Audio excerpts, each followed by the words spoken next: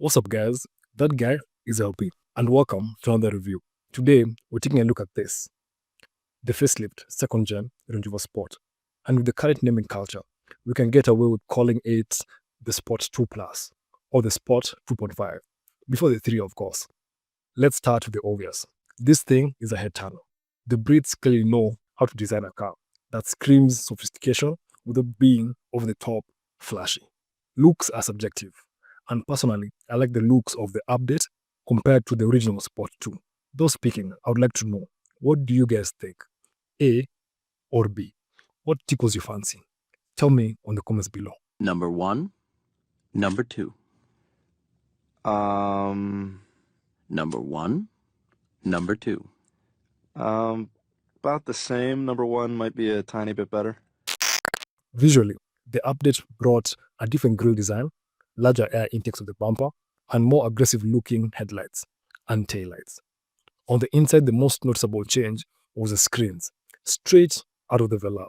Sharing is caring, right? And now we know who the guinea pig was. Story for another day.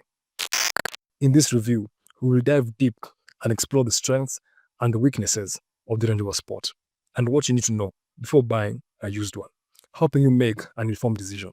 Let's dive in.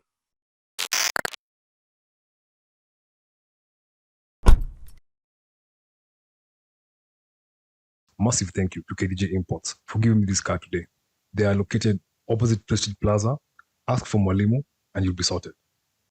In this segment of relatively small sporty luxury SUVs, the Range Rover Sport competes with the BMW X5, the Mercedes-Benz GLE, Audi Q7, Porsche Cayenne, and the Jeep Grand Cherokee. While those competitors focus heavily on performance or tech, the Range Rover Sport brings something unique, a perfect blend of ruggedness and refinement. Think of it as the James Bond of SUVs, classy yet capable. Now, let's talk trims. The 2018 Range Rover Sport comes in several flavors, each catering to different tastes and budgets. Starting with the SE, the base model. This still feels luxurious with features like leather upholstery, dual-zone climate control, and a 10-inch touchscreen. For adrenaline junkies, the SVR is for you guys. This high-performance variant boasts a supercharged V8 engine and aggressive styling cues. More on that later. Starting from the back of my favorite Range Rover.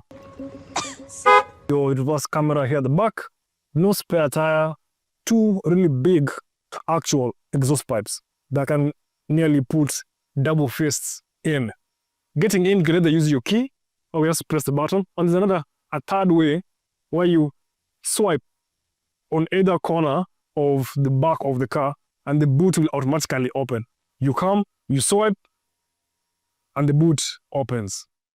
I know, it's a gimmick. How many times would you find yourself swiping just to open your boot, unless you're showing off to your friends or what your car can do, or you're a mafia, and you know what mafias do.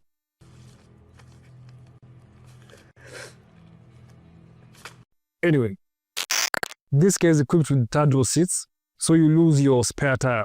And for having an SUV that's so capable, I don't see why you'd skip on a spare tire. I would go for the spare tire than get the third row seats, because I find the third row seats a waste really. If it came with third row seats and a spare tire, I would gladly go for that option. But to kick the spare tire out and have third row seats, yeah, you better have your mechanic on dial when you get a puncture. You get a lot of space. It's enough for all your wife's suitcases and your duffel bag. Why are you shouting? Under the 4th floor, you have your tire servicing kit, but for these ones will be removed for storage somewhere else for safety. But when you get the car, you'd have them there. Under that is where you have your battery and your subwoofer. To remove your parcel shelf, you have the click button here that you squeeze, and it needs a squeeze for you to remove it.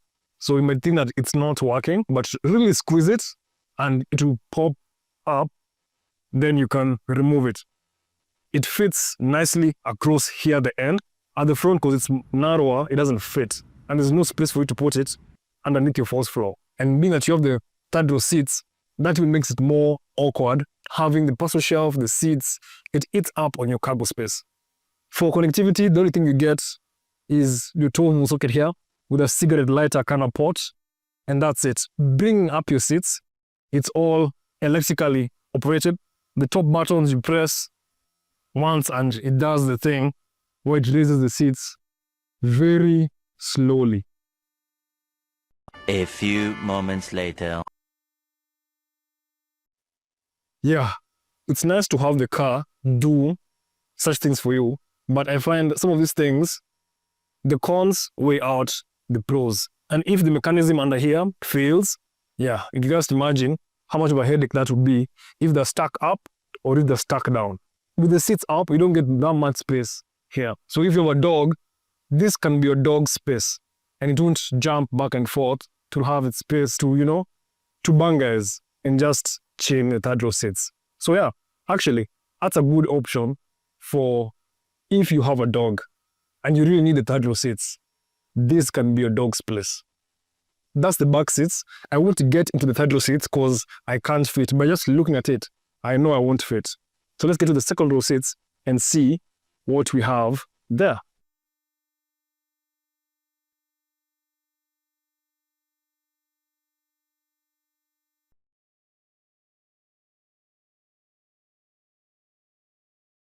One way to know a true off-roader, or one way to know the company thinks about you, is this lower bit of the car covers this area of the car.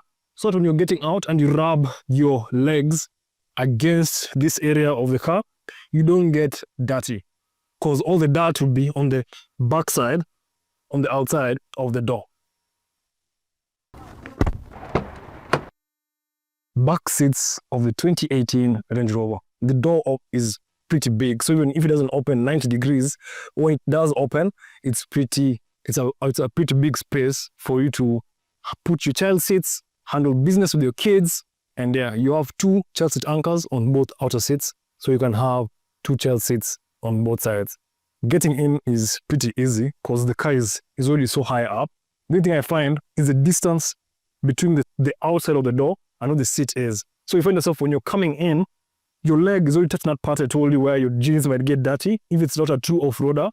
But this being a true off-roader, your jeans won't be dirty. My leg is already touching that part and I'm not even close to where the seat is. So you have to really do a two-movement process to get in the car.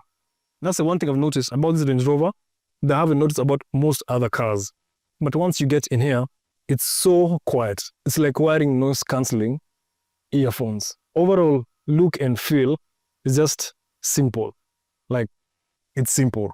It's elegant, but it's simple. For storage, you have this airplane-style backseat pockets. I noticed they're very wiggly and they don't feel so sturdy. So just maybe newspapers and documents. On your door card, I can't fit my big bottle here. I drop the center armrest. I have two cup holders and a bit of space here at the back. One other thing I noticed is, I hope you can see that. Yeah, that. It's not like the lock or the mechanism is broken, but there's like an allowance. And I'm imagining if you're off-roading on a very rough road and that keeps bouncing back and forth like that, it might be very annoying. Or I like that you can fold the center seat so you can put longer items here, other than having that ski hatch that they usually have in the center bit. So I prefer this. The center seat is pretty comfortable. The backrest is not as hard and you can fit 3 guys here easily without having so much fuss. And being that the floor is kind of flat, there's not much of a transmission tunnel here. You can put your legs in the center and not bother the outer passengers. For connectivity, you have 5-volt USB ports here at the bottom and a 12-volt cigarette lighter port on the side. You have your HVAC controls here, so you can control how cool or how hot you want to be here at the back. That's the back seats. Let's get to the front seat and see what it has for us.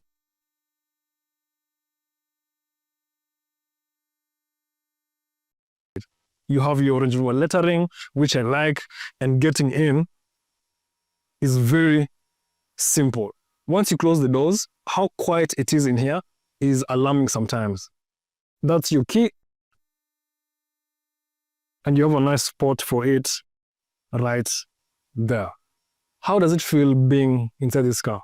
I like how the whole layout of the car is. I like the double tone where it's the caramel there, the dark brown there, and dark at the bottom. And get this nice chrome bit here that make it look like the car is wearing an accessory. It's a really nice look. It's simple, I said. It's simple elegance. You have your updated steering wheel with the buttons that change depending on what function you're doing. You have your big screen dash here, 2 screens at the center, one to control your off-road modes, climate control, and your infotainment system.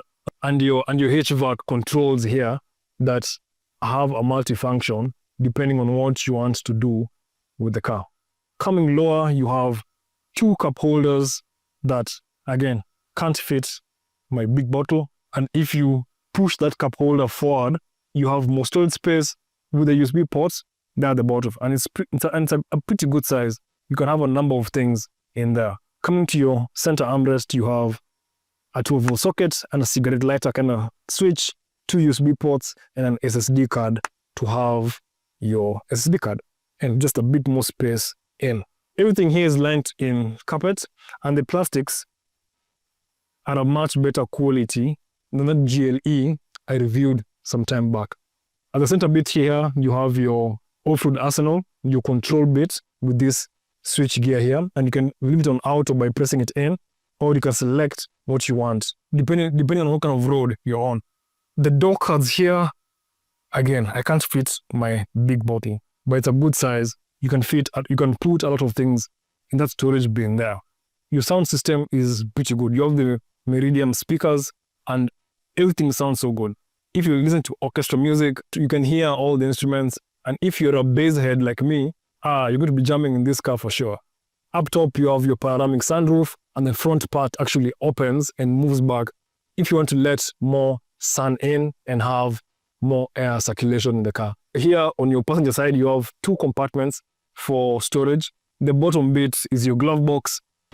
It gives me the same feeling I got with that GLE. It sounds cheap. Then your top part is where you have a bit more storage, a 12-volt cigarette lighter kind of port, and a CD changer. For wear and tear, the steering wheel looks good. There's a bit of cracks on the leather here on my driver's seat. On the passenger seat, it's not cracks, more of just wrinkles because it's leather. With the armrest, by rotating this, you can either take it up or drop it lower, depending on your driving style, your driving position, and if you want to feel like you're sitting in a couch in your house and just waft along, because this car has the air suspension. That's the space here at the front. Let's open the bonnet and see what you have underneath that shell. You might be wondering, LP, why are you not opening your bonnet from that side of the car? Well, with this car, you open the bonnet from this side. There's a latch on the passenger side of the seat. And yeah, talk about shell. The bonnet wraps on the side. So as I was saying, it's a shell.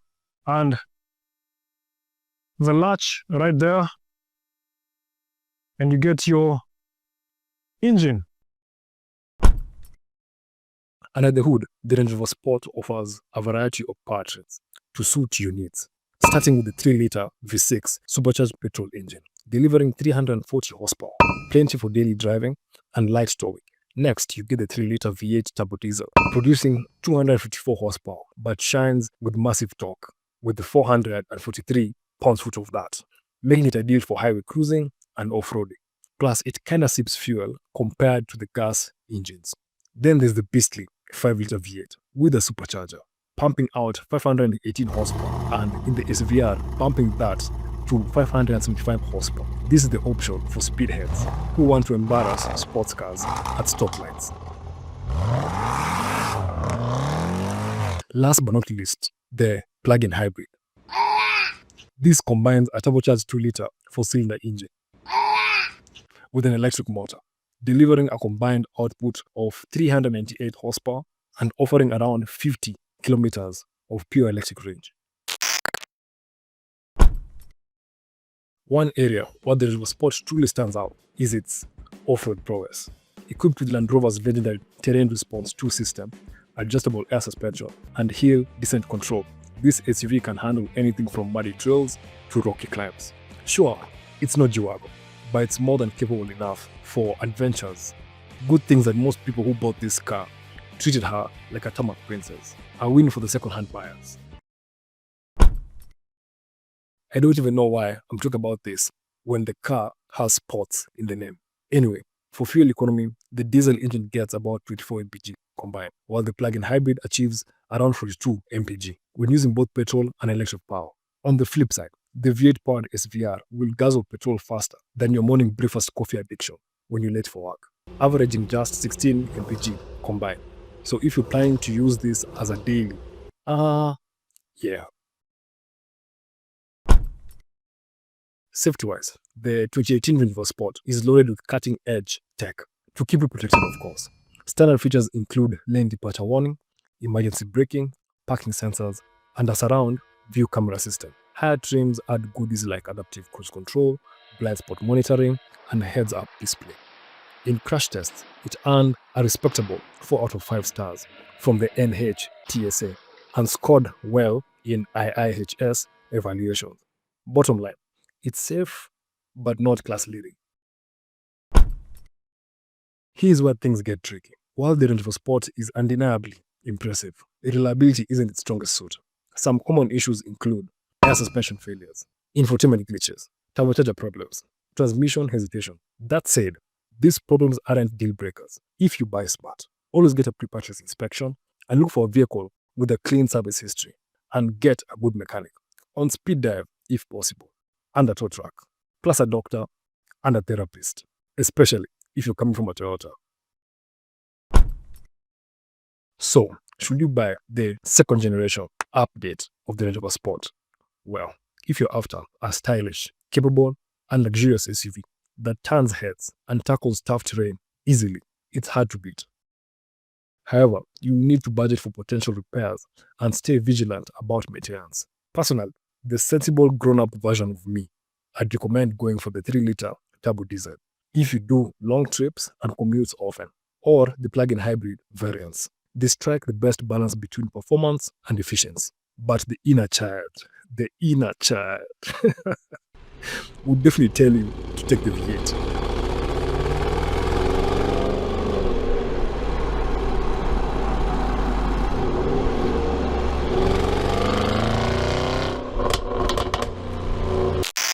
Anywho, before pulling the trigger, do your homework, get a pre-purchase inspection, check the service records, and negotiate wisely. If you play your cards right, the Range Rover Sport could be the ultimate blend of adventure and elegance for your next ride. If you've made it this far, thanks for watching. Type James Bond on the comments below so that I can know you're here. And don't forget to smash that like button and subscribe for more used car reviews. Until next time, drive safe and happy hunting.